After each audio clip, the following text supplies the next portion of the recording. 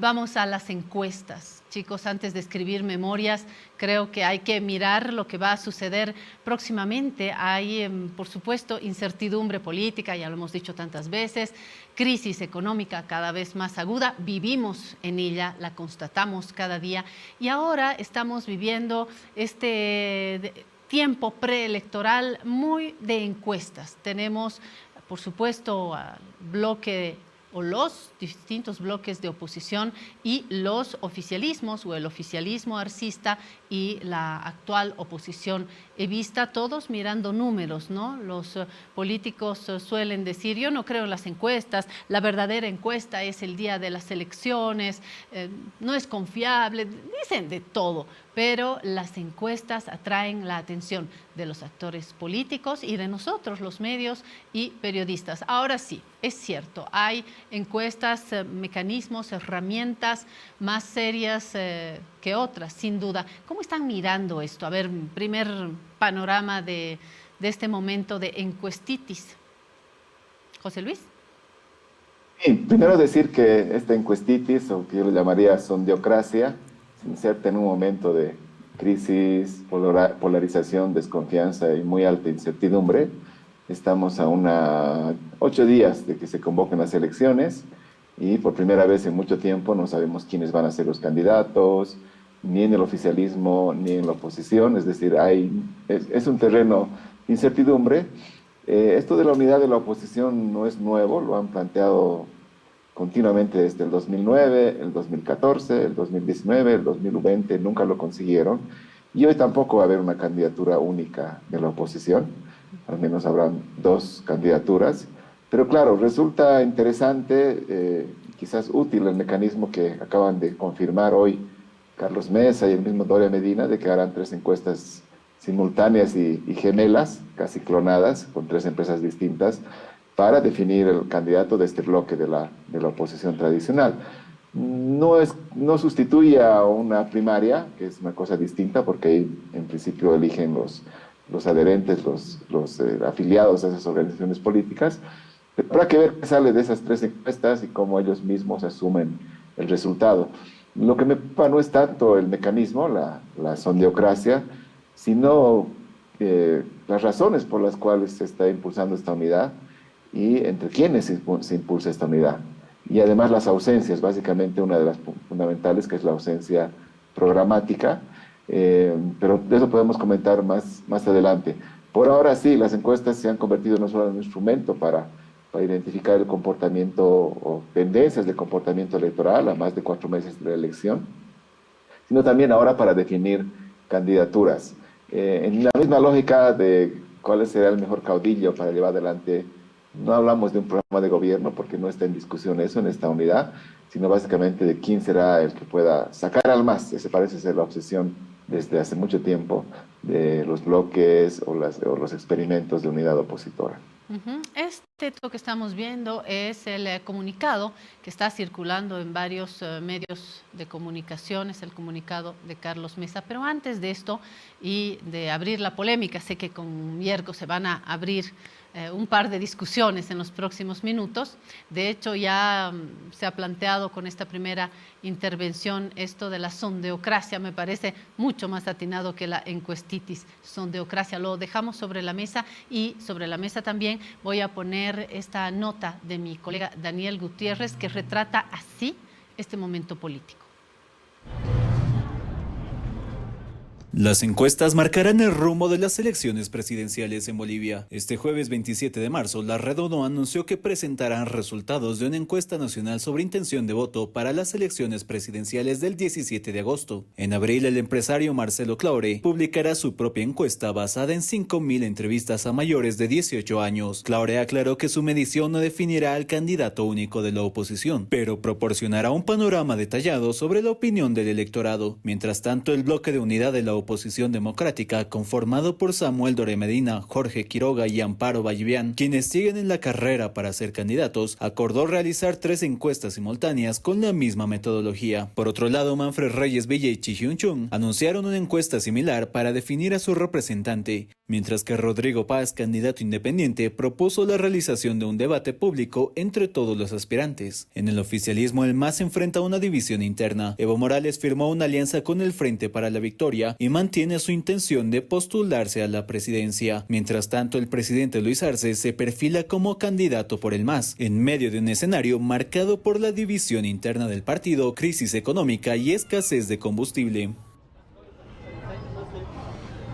Este es un primer retrato y José Luis había planteado algunos hilos ya para debatir e interpretar. Yerko.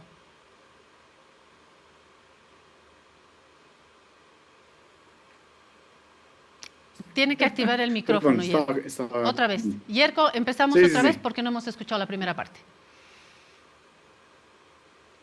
Bueno, yo me sumo también a lo que es esta ola de nuevos nombres para el tema de lo que es encuestitis o lo que es sondeocracia. En realidad lo que estamos también viviendo es una suerte de avance de la cultura de la predictibilidad.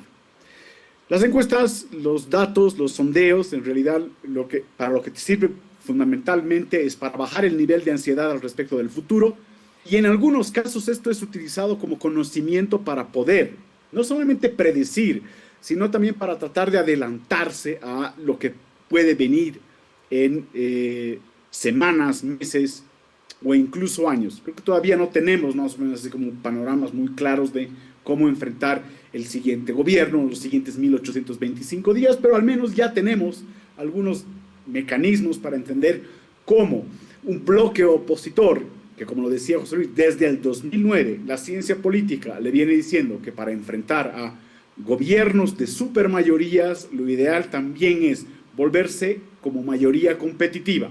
No, siempre han preferido básicamente los individualismos, lo pequeño, la fragmentación parlamentaria, que en este gobierno se ha convertido en la hiperfragmentación parlamentaria, tratar de que la forma de detener el avance de un movimiento popular o populista con una connotación nacionalista y también desarrollista es sabotajes en el Parlamento, sabotajes en los territorios, y no así volverse competitivo. Cierro esto. Hay una gran cultura de predictibilidad que hay que agradecerlo, porque eso es lo que estamos pensando, que se convierte más o menos en como la pastilla para bajar y calmar un poco la ansiedad, que como lo hemos hablado en otros programas, y esto gracias también al esfuerzo que hace la Fundación Ebert y a través de lo que es la Delphi, te muestra que los niveles de emociones negativas y de ansiedad están muy por encima del 70%, identificados no solamente con el futuro,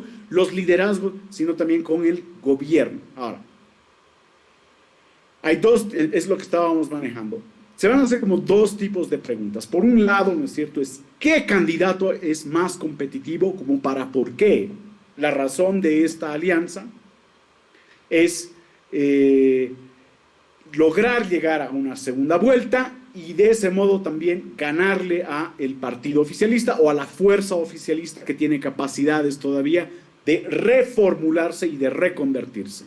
Yerko, estás pensando... Y la segunda gran pregunta Yerko, es, perdón, ¿cómo entra el gobierno? ¿estás pensando, Yerko, que en el MAS puede haber una fuerza unida? Tengo la sensación de que hay, mira, todavía más posibilidades de que haya una candidatura de oposición, frente a dos cabezas, ya no voy a decir del MAS, a una cabeza arcista y una cabeza del ala evista. ¿Tú crees que puede haber una estructura única en ese otro lado? Mi primera respuesta sería jamás subestimar a la fuerza del populismo masista, jamás subestimar. Segundo, entender que no es un partido político como los demás. Es una corporación de poder que ha experimentado además las últimas 2 décadas mucho ejercicio de poder. En algún momento pasaron de ser una fuerza supermayoritaria a ser una fuerza hegemónica y ahora, claro, están viviendo, como se puede decir, contradicciones internas. Pero ante la posibilidad de no estar en el poder los siguientes 5 años, es muy probable que tengan que una encuesta, unas primarias o cualquier política para volver a ser. Tenemos un problema en la señal. A ver, si no recuperamos en los siguientes segundos, voy a cambiar a José Luis. Nos está costando, ¿no? Vamos con José Luis, pero hasta aquí ya Yerko ha dejado algunas ideas, algunas cosas que nos pueden servir para interpretar mejor, José Luis. ¿Podemos volver al concepto de sondeocracia por un lado y por otro lado, dialogando con Yerko, podemos también revisar desde tu punto de vista, José Luis, si esto que Yerko llama cultura, ¿no?, de poder leer hacia futuro, realmente va a calmar ansiedades? ¿Tienen ese lado positivo? ¿Cruzamos estos dos puntos? Sí, básicamente cuando hablamos de sondeocracia y hay una reflexión conceptual, teórica sobre eso, estamos hablando de una democracia centrada en la opinión pública, ¿no? Que básicamente se expresa en estudios de opinión pública, en encuestas, que no es que desplace a la democracia, pero la condiciona, ¿no? Tiene efectos sobre la democracia. Entonces, lo que estamos viendo en este momento, antes de la convocatoria de elecciones, es esa centralidad de las encuestas, de los estudios de opinión pública, con el propósito de intervenir en el proceso electoral, en este caso con la definición de candidaturas y luego en su momento con acciones que vayan a influir en el comportamiento de las y de los electores. No estoy muy seguro de lo que dice Yerko, de que hay una cultura de la predictibilidad. Yo creo que las encuestas no están orientadas a predecir el futuro para nada. Más bien lo que buscan es dar una fotografía de un momento, no del futuro, sino de un momento específico que permitan saber cuáles son los sentimientos, concepciones y juicios de las personas encuestadas sobre determinados temas. En el proceso electoral tiene que ver con eso, con comportamiento electoral, intención de voto, tiene que ver con perfiles de los liderazgos, tiene que ver con percepciones sobre las problemáticas que deben enfrentarse desde unas posibles candidaturas. Entonces, en eso sí creo que son importantes, aunque por supuesto tenemos una tradición de encuestas y de encuestas, algunas bien hechas, otras mal hechas. Sabemos que hay hasta encuestas inventadas, han habido hasta encuestas inventadas. No olvidemos que el 2020, para no ir muy lejos, una encuesta de Página 7 dijo que iba a haber un empate entre los dos candidatos, ¿no? Arce y Mesa, y finalmente la diferencia fue como de 17 puntos. Entonces, ese es el tamaño también de los errores de las encuestas. Pero más allá de eso, yo decía que lo que me preocupa no es tanto el mecanismo, que puede ser interesante, sino me preocupa el hecho de que están yendo a 3 encuestas, dos candidatos. Bueno, este bloque de unidad se anunció en diciembre con 5 precandidatos, 3 se bajaron, quedan 2, Tuto y Samuel Doria Medina, pero que no tienen ninguna cosa en común, más allá de ser opositores y querer que salga el MAS. No tienen ningún proyecto programático común. Entonces, otra vez, falta debate programático. No ha habido un debate entre los dos. Hubiera sido lindo que debatan y digan, esto estamos proponiendo o esto propongo para resolver la crisis en el país. Ese es un primer tema crítico. Y segundo, ¿qué otra vez es apostar por el caudillo que va a salvar la patria? En este caso desde un bloque de la oposición, sin decir cómo lo va a hacer y con qué coherencia. Si gana Samuel Doria Medina, Tuto va a asumir las propuestas programáticas de Samuel y viceversa. Parece un poco difícil, pero bueno, ya hemos asistido durante un largo periodo en el país a coaliciones promiscuas y contra natura, ¿no? Que fue el caso de la democracia pactada. Y termino diciendo que de hecho no va a haber un candidato de la oposición, al menos van a haber 2. Uno, Manfred Reyes Villa, con su extraña alianza con Chi, y otro, lo que salga de esta encuesta o de estas 3 encuestas que definan si será Jorge Quiroga o Samuel Doria Medina el candidato. Y habrá que ver cómo van esos números y cómo los asumen estos 2 líderes. José Luis, antes de pasarle la palabra a Yerko, pongo también en tu análisis este otro lado. Yerko, me dirá si no traiciono lo que dijo, ha hablado de estas fuerzas popular, populista, desarrollista, y habla también de no abandonarse a esa idea de que no se van a unir. Ojo. ¿Estás de acuerdo, José Luis? En el campo del MAS, yo creo que no hay reconciliación posible entre las 2 facciones. La facción arcista irá con su propio candidato, si apuestan por Arce, es el peor candidato en este momento, ¿no? Y entiendo tampoco en un plan B. Y la facción evista que sigue tercamente insistiendo con la candidatura de Evo, que en rigor constitucionalmente puede ser candidato, pero la institucionalidad hoy en Bolivia está definida para que no habiliten su candidatura. Entonces ahí tenemos dos bloques con dos candidatos, pero en el campo nacional popular también hay que esperar a ver qué hace el Movimiento Tercer Sistema, qué hace Morena en el Alto con Eva Copa. Entonces pueden haber no solo dos, sino más candidaturas en el bloque plurinacional popular, y en el masismo claramente yo creo que la fisura, el quiebre, la implosión es irreversible, porque no tiene que ver con solo quién es candidato, sino ya con cuestiones personales irremediables. Es el mal momento del MAS, por eso los actores de la oposición están tan confiados en que llegó su momento finalmente, luego de perder tantas elecciones, 1, 2, 3, 4, 5 veces, y que ahora sí podrían tener una votación razonable como para llegar a una segunda vuelta. En principio, los datos de las encuestas, con eso termino, nos están mostrando que ninguna candidatura, ni en el bloque del oficialismo ni de la oposición, genera entusiasmo ni llega al 15, 20%. O sea, no hay una candidatura ganadora en este momento. Todos son perdedores, y posiblemente esa sea la tónica también de las elecciones. Bueno, los tiempos se van acelerando. Me doy cuenta de que a José Luis le gusta más la expresión nacional popular que populista, popular, desarrollista, como lo ha planteado Yerko, pero sigamos, Yerko. Te cortó la tecnología, no yo. Sí, lo siento mucho. Estoy en el centro de La Paz y acá el viento hace que la internet no funcione. Es, creo que, parte de mi pensamiento mágico. Pero dale, a ver, sobre la cuestión de si el MAS puede ir unido, o lo que significa el MAS puede ir unido, o si las oposiciones van a ir con dos candidaturas.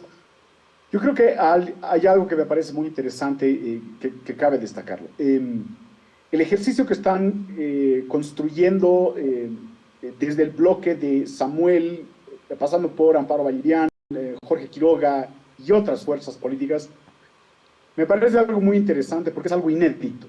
Es cierto, se les ha pedido o se les decía, la oposición puede ir unida y tiene más chances de serle competitivo aún más cuasi hegemónico, súper presente más en lo que es construcción de supermayorías.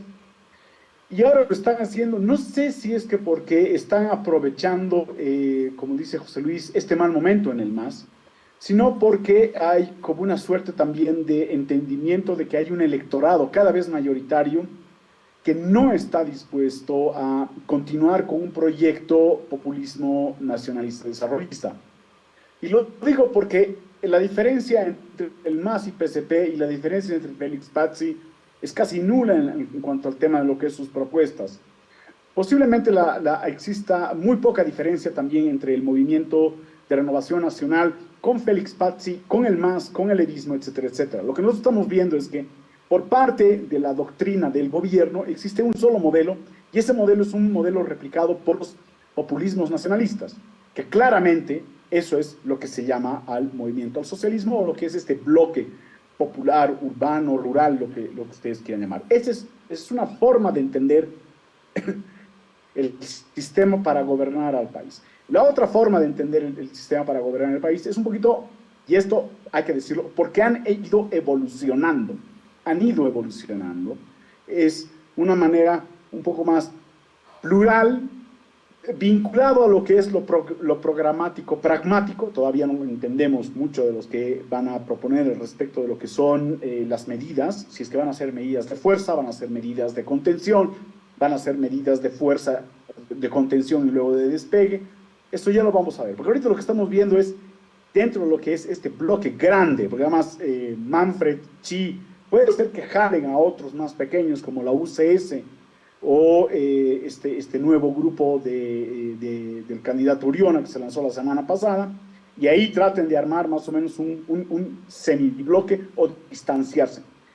Como decíamos, en el grupo de lo que es lo opositor, porque además no es que hay una sola oposición en este país, ¿no? Lo opositor, hay también hay posibilidades de oportunistas.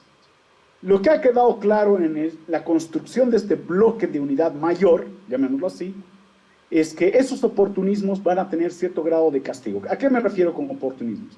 Era una medición para determinar qué candidatura única es mucho más competitiva frente a un bloque nacional populista como el del MAS y otros, y de ahí desprenderse, porque ya ni sencillamente, una vez que ya han resuelto la ansiedad de quién puede ser mejor candidato, desprenderse y jugar a una hiperfragmentación en el legislativo. Eso dañaría no solamente el futuro de lo que es un gobierno que debe resolver crisis, sino también un gobierno que puede llevar adelante reformas, pero por sobre todo complicaría muchísimo a un gobierno que no solamente es de transición, que así es, ellos lo mismo lo determinan, sino es muy probable que sea un gobierno en el cual los mecanismos de reconciliación y de despolarización sean mucho más necesarios, y ojo con lo que estoy diciendo, sea mucho más necesario que los mecanismos para resolución o la solución de lo económico en el país.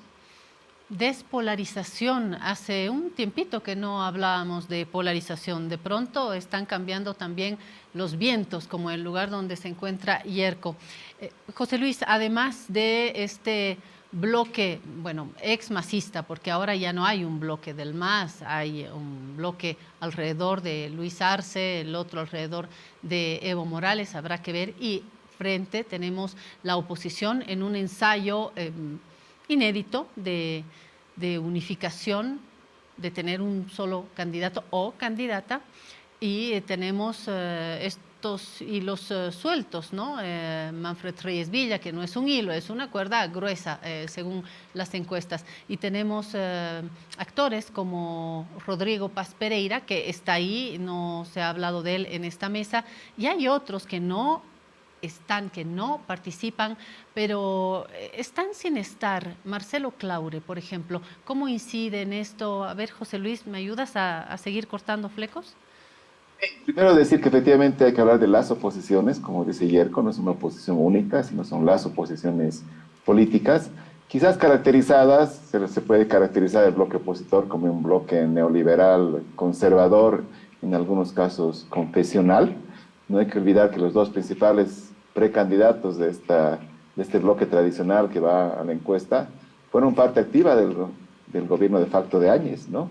Tuto Quiroga fue su enviado especial para relaciones internacionales y Samuel Vera Medina se fallido candidato a la vicepresidencia. Entonces no están ofreciendo ninguna renovación, sino bueno, están en política desde hace 25, 30 años. Pero bueno, dicho esto, me parece que hay que ver que en este momento, además de la polarización, estamos en una tónica más compleja por la implosión del MAS, por la fragmentación de la oposición. Y yo creo que lo que hay que ver el día después de la elección es cómo se va a garantizar gobernabilidad, porque yo realmente creo que ninguna fuerza política, por lo menos hasta ahora, ha causado entusiasmo, son todas minoritarias en las encuestas, y eso hace prever que vamos a tener una asamblea fragmentada con muchas fuerzas minoritarias que tendrán que pactar, o por lo menos construir acuerdos. Ojalá no sea volviendo a la lógica de la vieja democracia pactada con coaliciones promiscuas y contra natura, sino con acuerdos programáticos. Y claro, hoy Samuel en su tweet dice, estamos construyendo la unidad y no hemos hablado de una sola pega, ni una sola cuota, lo cual está muy bien, pero tampoco no han hablado de ninguna base programática, ¿no? Y eso es lo que me preocupa, la total ausencia de deliberación democrática desde la oposición, y están no planteando propuestas y visiones de país que no terminan de seducir a la ciudadanía. A veces cuando escucho a algunos de estos personajes de la oposición, me vuelve a la mente la frase que dijo Almaraz, ¿no? Es una élite dominante que quiere gobernar un país que no conoce y a veces hasta desprecia, ¿no? Como si no hubiera pasado nada durante todo este hay un tiempo. debate sobre base programática al otro lado, en el oficialismo, con sus ex hermanos. ¿Hay algún debate sobre una base programática? Tampoco el racismo está planteando una continuidad que ha fracasado, ¿no? O sea, no tiene nada que ofrecer más allá de su fracaso. Y el levismo solo está planteando la nostalgia de, entre comillas, con Evo estábamos mejor. Tampoco hay ninguna oferta programática. Hay cosas muy sueltas en los diferentes precandidatos de Evo, lanza tweets, Samuel tiene sus programas de 100 días carajo, Tuto va lanzando cosas, Mate lo mismo. Pero una cosa es lanzar propuestas sueltas no muy claras, y otra cosa es plantear una oferta programática. Ojalá, esperemos que la tengamos en mayo, cuando sea la hora de registrar candidaturas y programas de gobierno, y que a partir de eso se generen espacios deliberativos y de debate.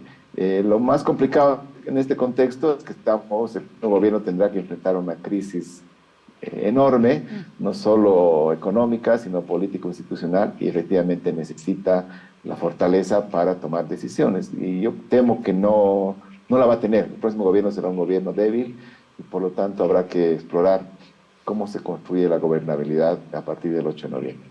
Y con enormes problemas. Así tengamos como presidente a Mandrake, no vamos a salir pronto de una crisis. Creo que esta es una idea que ya se ha instalado. Yerko, cultura de la predictibilidad. ¿Qué va a pasar?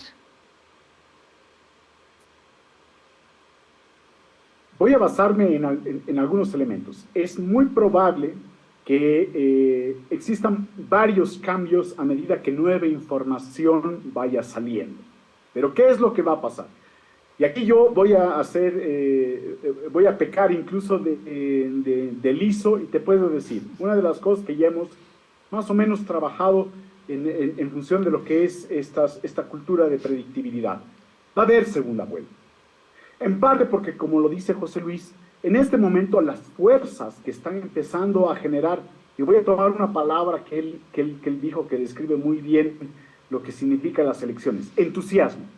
Porque las fuerzas que están trabajando la ingeniería del entusiasmo todavía no cuentan con las coincidencias suficientes como para armar un bloque atractivo para que la mayoría de la ciudadanía que ha decidido no votar por la opción de lo que se puede llamar el nacionalpopulismo masista o cualquier otro dato más o menos, pero que implique, como también lo dijo Jesús, la nostalgia del erismo, ¿no? Necesita cierto grado de certidumbre programática. Eso va a ir cambiando y va a ir modificándose a medida de que nueva información salga. Por el momento, uno de los bloques de oposición, uno que tiene las mejores chances, todavía o las mayores chances, está en una fase para determinar candidatura única. La segunda fase es, a partir de los resultados de ese sondeo al respecto de competitividad territorial, cómo van a armar sus listas. Y en el tercer momento es, ¿cuáles son las coincidencias programáticas que tienen, además? ¿Cuáles son las coincidencias programáticas más profundas para llevar adelante un programa que al menos tenga un panorama de los siguientes, del siguiente año después de la elección? Es decir, superar la posibilidad de los 100 días, como decía, o como hace la campaña Samuel, e ir un poquito más a los primeros 300 días, que son 300 días de reforma, ajustes, cambios, modificaciones, concesiones y mucha negociación. Y como lo dice José Luis, por lo menos, no transacciones, pero sí acuerdos programáticos. A eso es a lo que están apuntando. Cuando tengamos más de esa información, ya en esa fase, es cuando vamos a entrar a una fase de mayor campaña. Y vuelvo a esta idea. Las emociones van a ir generando nuevos tipos de probabilidades, Claudia. Por lo tanto, va a haber mayor presencia de sondeos, encuestas, tincazos. Claro que sí. Claro que sí. Incluso dentro de lo que es esta oferta electoral que te puede dar este bloque popular que construye supermayorías como lo es el MAS, el arcismo, el erismo, el choquehuanquismo, el morenismo y hasta también Félix Talles. Yerko y José Luis, no me han dado bola con Claure. Voy a especificar. Hay la encuesta Made in Tuto Quiroga, la encuesta Made in Samuel Doria Medina, y se dice, en la de Doria Medina adivinen quién va a ganar, en la de Tuto adivinen quién va a ganar, y viene esta tercera encuesta que puede dar la última señal, pero por fuera está la otra encuesta que es la de Marcelo Claure, por no hablar de estas otras encuestas subterráneas que andan. El gobierno no creen que no está haciendo encuestas. Marcelo Claure, insisto.